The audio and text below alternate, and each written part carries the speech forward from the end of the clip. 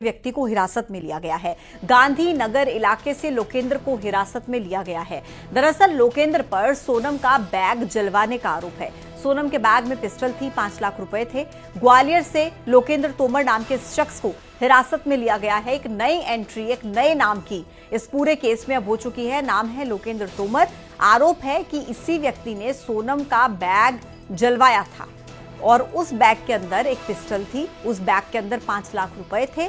ग्वालियर से लोकेंद्र तोमर नाम के इस व्यक्ति को हिरासत में लिया गया है, जिसके बाद अब उम्मीद है कि कुछ और अहम और बड़े खुलासे इस केस में हो सकते हैं।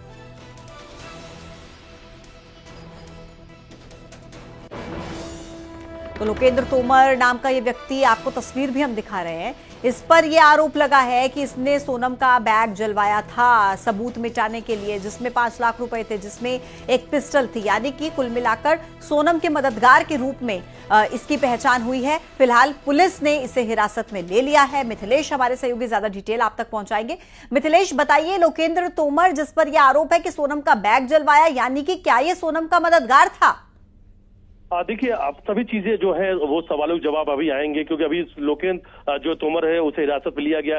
पूछताछ की जाएगी। पूछताछ में सब कुछ स्पष्ट हो पाएगा कि आखिर इसकी क्या कुछ भूमिका थी, क्योंकि लोकेंद्र तोमर का नाम जो है वो सिलोम जेम्स सिलोम जेम्स की जब गिरफ्तारी हुई, सिलोम जेम्स के पूछताछ के दौरान पर लोकेंद्र का नाम आया था और सिलोम ने एसआईटी सिलोम की जो पुलिस है उन्हें ये कहा था कि बैग जलाने के लिए लगातार दबाव बनाया जा रहा था लोकेंद्र तोमर के द्वारा।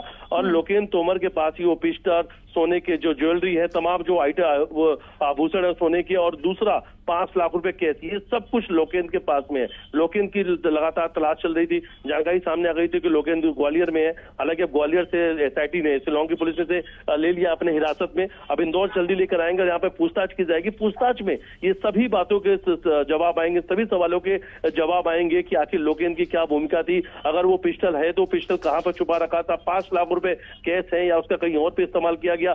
सोने के आभूषण, खासतौर पर राजा का वो सोने की चैन जो उसके बॉडी से गायब थी। परिवार के लोगों ने कहा था कि राजा सोने की चैन पहन के यहाँ से गए थे, तो राजा के सोने की चैन, सोनम का मंगलसूत्र, ये अहम सबूत भी है। अगर राजा हत्याकांड की हम बात की जाए तो उसमें ये अहम सबूत भी है। और इन्हीं अहम सबूतों को पिछले 5 से 6 दिनों से एसआईटी जो शिलांग इंदौर में तलाश रही थी, डेरा डाल रखी है। लेकिन अब देखा जाए तो इस पूरे हत्याकांड में 8 नाम सामने आ चुके, 8 किरदार सामने आ चुके। बिल्कुल ठीक है। और मिथिलेश, अब देखना ये होगा कि जो लोकेंद्र तोमर नाम का व्यक्ति है, इसके सोनम से किस तरीके से जुड़े होने के सबूत मिलते हैं, क्या